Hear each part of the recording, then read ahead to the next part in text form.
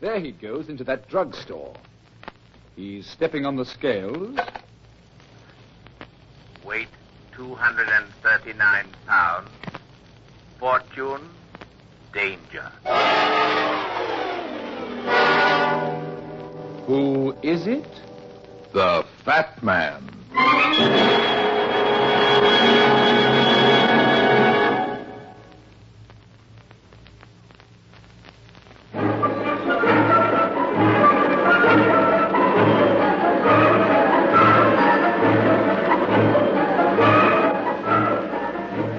And now, here's the Fat Man in Murder Makes a Ham.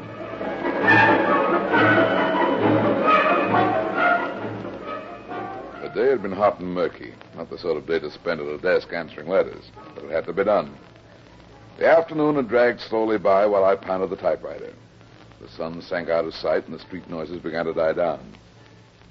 The silence in the hall outside my office told me the rush hour was over, and the emptiness in my stomach told me it was time to quit and get some chow. I looked at my watch. It was just 6 o'clock. I closed the typewriter. Hello? Is this Mr. Runyan? That's right. Mr. Runyan, I want to hire a detective.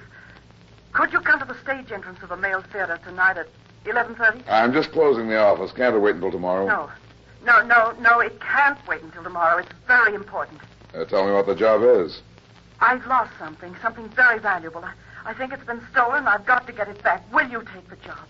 Yeah, I guess so. Oh, thank you.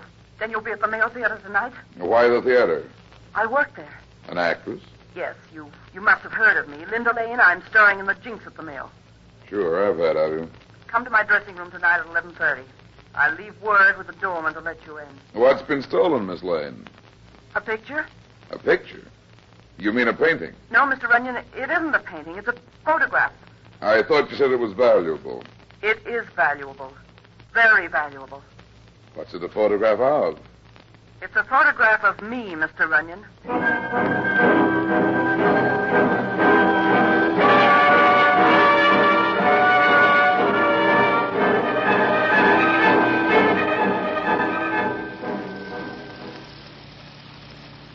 Hey, driver. Yeah? Somebody dropped a $100 bill on the seat of your cab. Yeah, it belongs to you. Pull up, Santa Claus. This isn't the way to Charlie's Chop House. You're not going to Charlie's Chop House, Mr. Runyan. You're going on a business trip. I pick my own business trips. Not this time. Now take it easy and relax. Stick the century note in your pocket. There's a lot more where that came from. Nothing will happen to you if you just keep nice and quiet. And if I don't? We're going pretty fast. I'd hate to crack up with you in here. The boss wouldn't like it. Who's the boss? You'll find out soon enough. Now sit back and take it easy. We got a long ride ahead of us, and I don't like driving with one hand. Makes me nervous, so this gun might go off accidentally.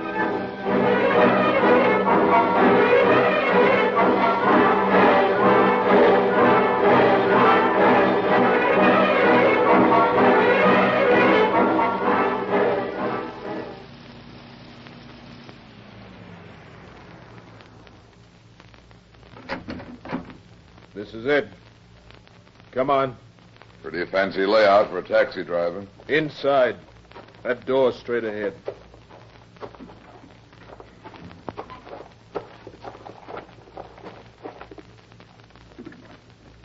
That's locked.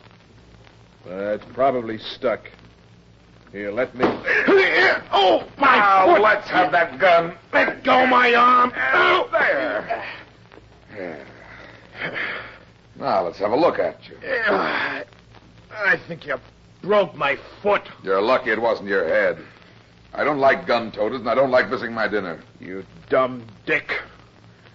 You're getting a break and you don't know it. I'll decide that. For such a wise guy, you're a pushover for an old trick.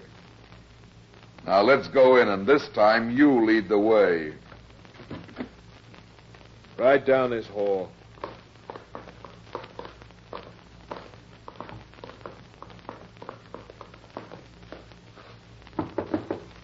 Yes?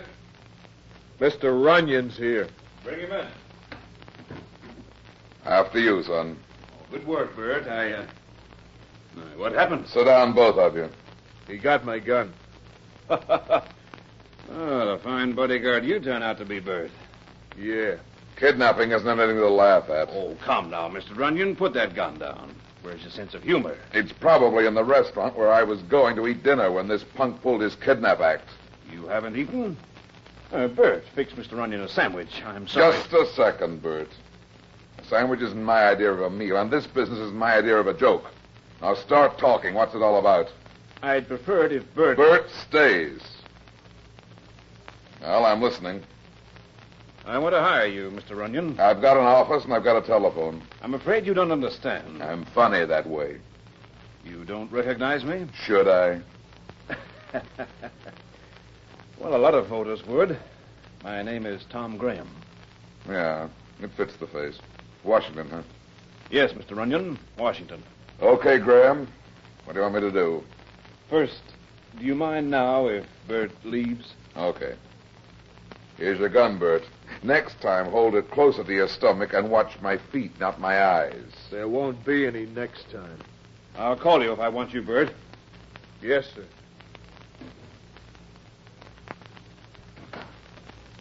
I'm being blackmailed, Runyan. You can imagine what that means to a man in my position. Is it a frame job or the real thing? Unfortunately, it's the real thing. Do you know who it is? A woman I used to know rather well.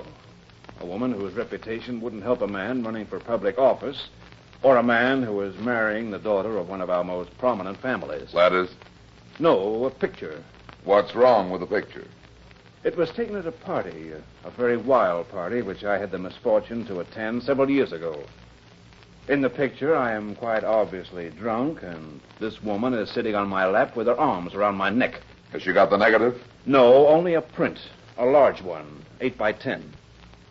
The picture was taken by a professional photographer.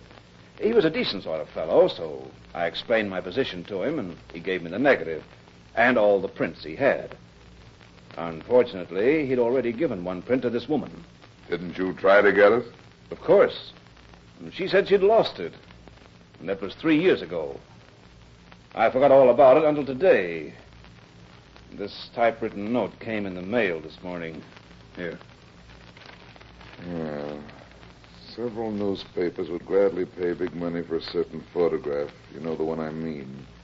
Political opponents of yours might also be interested. I think it is worth $10,000 to you. If this is agreeable, insert the following ad in the personal section of the Daily Banner. John accepts. You will then receive further instructions. What makes you so sure it's the woman, and how do you know the picture is really in existence? I'm sure it's she because I know her. She's that type, and she's extravagant. She probably needs money. You said you were getting married. Yes, next week. I'm marrying Judge Moorhead's daughter, Sylvia. If this picture is made public, I'll be ruined. You want to pay up, then? Yes, of course. In that case, what do you want me for? I want you to make sure I get the picture when I pay the $10,000.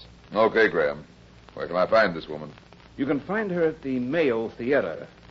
She's an actress named Linda Lane.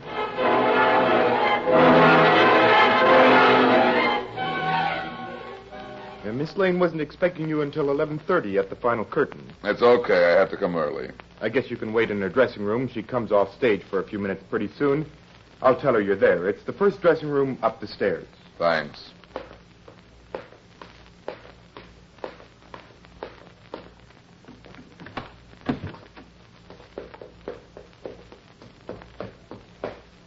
Mr. Runyan, Yeah. you shouldn't have come early. I told you 11:30. Yeah, I know. Come on in here and close the door. Well, I've only got a minute or two. It won't take long. Tell me about this photograph. I didn't tell you the entire truth, Mr. Runyan. It wasn't just a picture of me. There is a man in the picture, too, a very prominent man. Why did you keep a thing like that? Well, I didn't intend to, really. It was taken several years ago, and I thought I'd lost it. A couple of days ago, I was going through this trunk, and I found it. I was going to tear it up, but... But what? Well, it must have slipped my mind.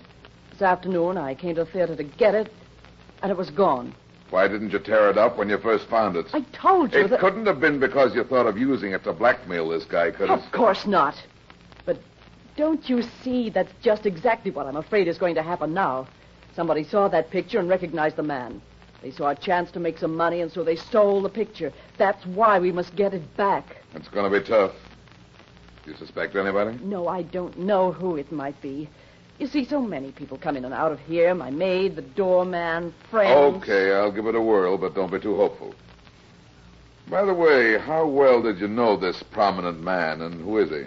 Well, of course, this is confidential. Of course. The man is Thomas Graham, and I knew him very, very well at one time. How did you break up? What do you mean?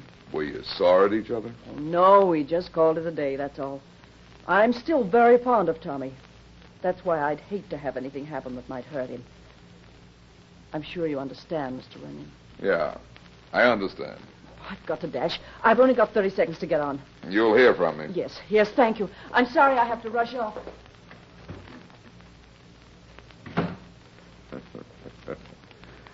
You can come out of the closet now, honey. She's gone.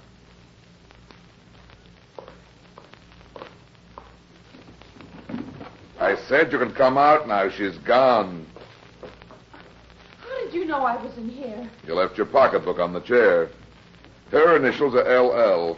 The ones on this pocketbook are SM. That could mean Sylvia Moorhead, does it? Yes. Yes, it does, but how did you know? I'm psychic. Do you think she saw the pocketbook? No, I sat on it. Were you looking for the photograph? Yes. She's lying to you. What makes you think she's lying about the picture being stolen from her? You didn't find it, did you? No, it's not here, but she's got it somewhere. How do you know? Well, why else would she send me this note? Let me see it. Here. There is a certain photograph of your future husband in my possession. If it should fall into the right hands, it would ruin him. I'm sure you'll want to buy it for $10,000. If so, place the following ad in the personal column of the Daily Banner. George, come home, and you'll receive further instructions. What makes you think Miss Lane typed this note? Well, I wasn't sure when I first got it this evening, but I know more about Tom's past than he thinks I do. I knew about this actress, and I came here to get the picture. Don't you see? She's only hired you as a blind. Are you going to put the ad in the paper? No, I'm not sure yet. But I can tell you one thing. I'll never pay her a cent of blackmail. I'll kill her first.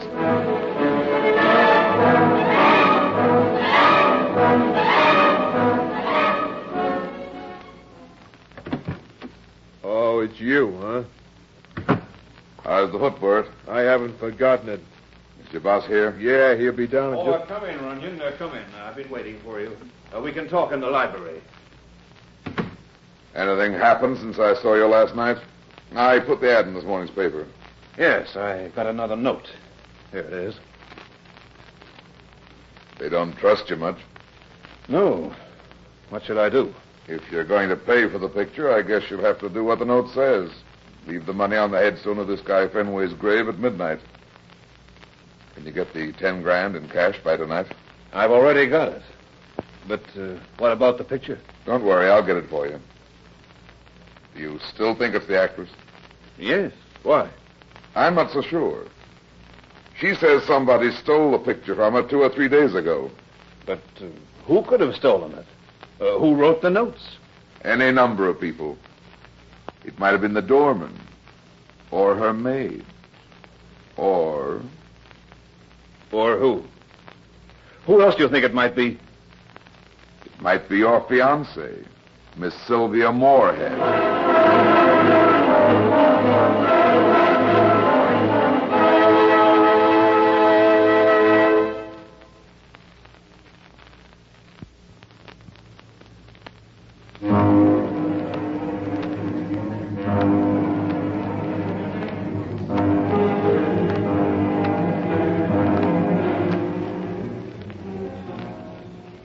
Trouble, Graham, finding the grave? No, it was right where the note said it would be. I put the money in the envelope on the headstone. You didn't hear or see anything? No. Then I walked out the west gate and came around here. That was nearly 20 minutes ago. Okay, we'll wait another 10 minutes. That'll be a half hour since you put the money on the grave. If they're playing on the level, the picture should be there by the time we walk over. But suppose it isn't. We'll have to take that chance for the time being. If it isn't there, then we start playing rough. I don't like it. Hold it a second. Quick, get your cigarette out. Get back here with me. Whoever it is running for the street. It's a woman. See if you can recognize her as she goes by. It's pretty dark.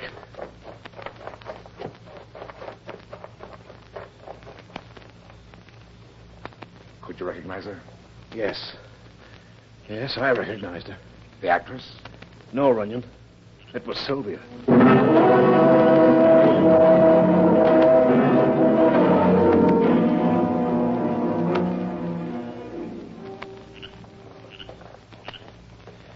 I can't understand it, Runyan. If Sylvia's behind all this, what's the reason? There could be only one reason, Graham. What? Money. But that's absurd. The Moorheads are very wealthy. Does she have money of her own, or is it just the family? I don't know. I never thought about it that way.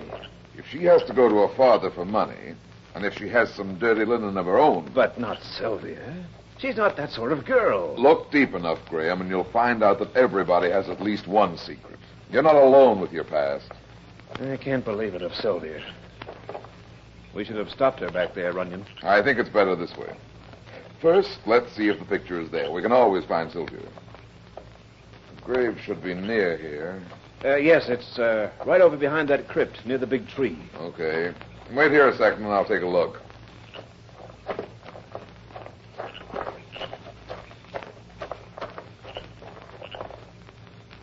Is the picture there? No.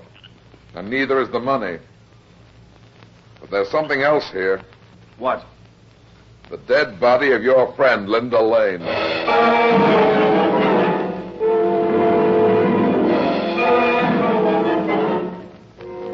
You've got to tell me the whole story, Brad. Well, Mac, I found the body. She was a client of mine. I don't know who killed her or why yet. What did the medical examiner find out? Skull fractured and strangulation. Death could have come from either one. She put up a terrific fight. The killer is probably marked. Scratched? Yeah, the doc found skin under her fingernails. Who was with you when you found the body, Brad? I can't tell you that, Mac, but I don't think it was the murderer. Was it another client of yours, too? Yep. This is murder, Brad. Client or no client, unless you come clean with me, I'll have to arrest you for concealing evidence. I can't do you any good in jail. Look, there's a lot more in this business than you think. Yeah, it's messy, all right. Blackmail always is. Oh, so that's it. That's it. The names involved are top bracket. If we go off half-cocked and are wrong, it might ruin these people. I can handle the newspapers, if that's what you mean. That's what I mean. Okay, we'll keep it as quiet as long as possible. Now, who's your client? Tom Graham. Hey. The actress was blackmailing him. Then he must have killed her. He had the motive, and he even had the opportunity, but I don't think he did it. His fiancée, Sylvia Moorhead, is mixed up in it, too.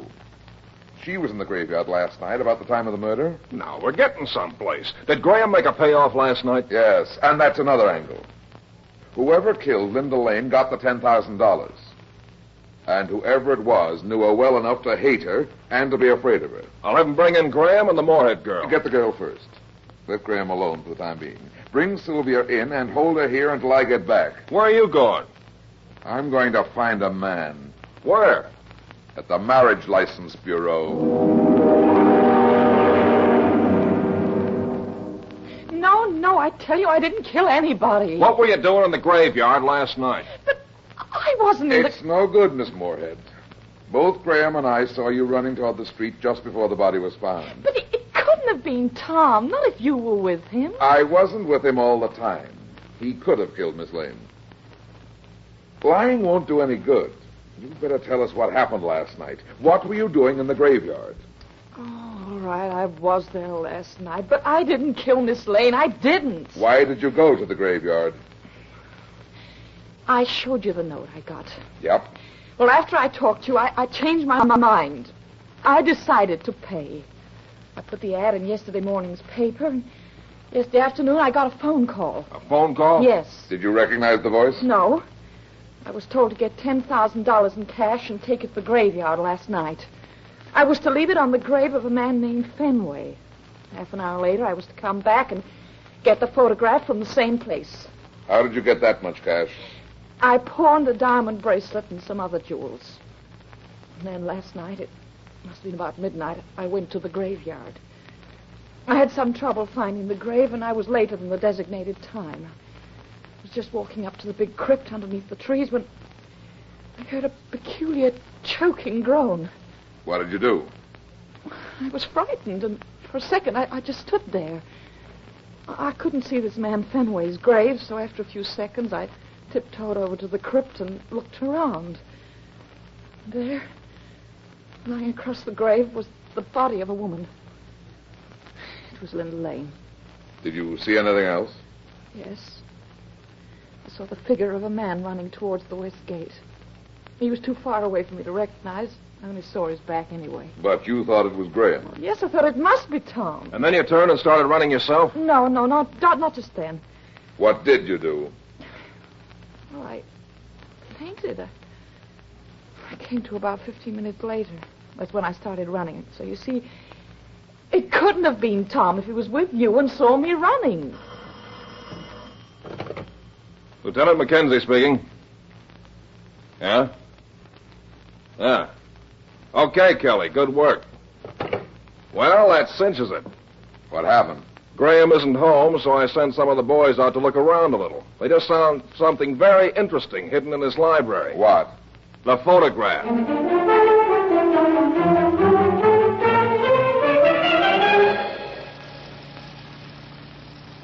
I wish you'd hold off on this arrest a little longer, Mac. It's too pat. Brad, you're always trying to make things out of nothing. Now listen, big shot or no big shot, murder is still murder. It all fits. The actress was blackmailing him. Graham couldn't have been the man she saw in the graveyard. He was with me when she ran past us. Why would she lie? She's in love with him. Maybe. Yeah, but she really pawned her jewels. We checked on everything. Brad, you're wrong this time. There really is such a thing sometimes as an open and shut case. Everything in this murder fits perfectly. Except one thing. What's that? There weren't any scratches on Graham's face. And if he killed the actress, I saw him less than 15 minutes afterward. That doesn't mean anything. There weren't any scratches on the Moorhead girl's face either. The doc could be wrong. I don't think he was, though. Why not?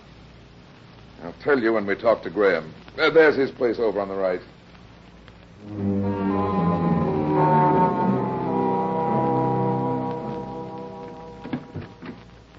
Back again, huh? Hello, Bert. Is the boss in yet? No, he hasn't come back. Don't know when he'll be in. We'll wait. Maybe quite a while. The law doesn't mind. The law? Yeah, Bert. This is Lieutenant Mackenzie of the police. What's wrong? Haven't you heard? There was a murder. You don't think the boss... Come on, Brad. We'll wait in that library where the boys found the picture. Show it to us, Bert. Sure, it's right over here.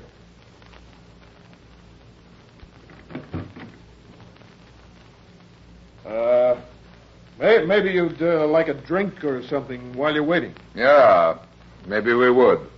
I'll fix it for you. Here's where they found the picture. Uh-huh. What were you going to tell me out there in the car a minute ago? Why don't you ask me what I found out at the Marriage License Bureau? Well, what did you find? What are you doing here, Runyan? What's happened? Lieutenant Mackenzie here is about to arrest you for murder.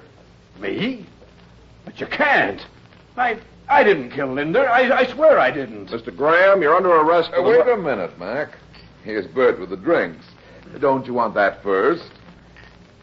Here you are. Thanks. Are you out of your mind, Runyan? Not at all.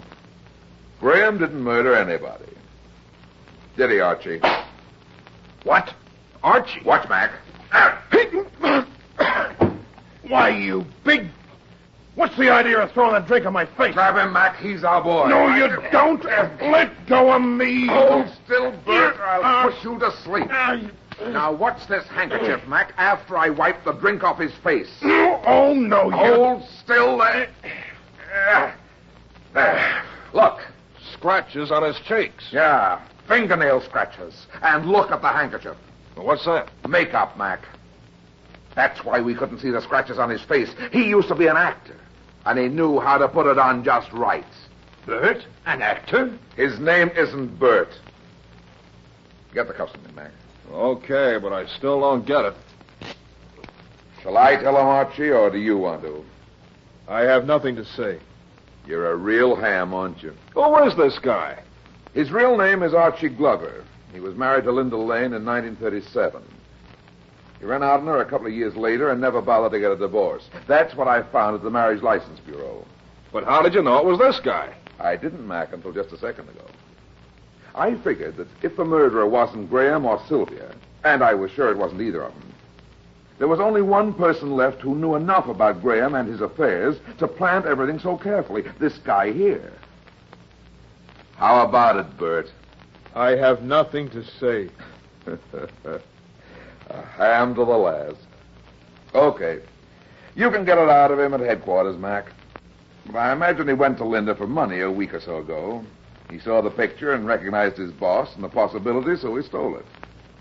Then he wrote the notes, which he knew Graham would think came from Linda. She guessed what happened and followed him to the cemetery, where he had to kill her. Well, I guess that'll do for this ham. Yeah. And he ought to enjoy the frying pan when they turn the heat on. Hey, and that reminds me, Mac, we haven't had dinner. Let's go over to Charlie's Chop House.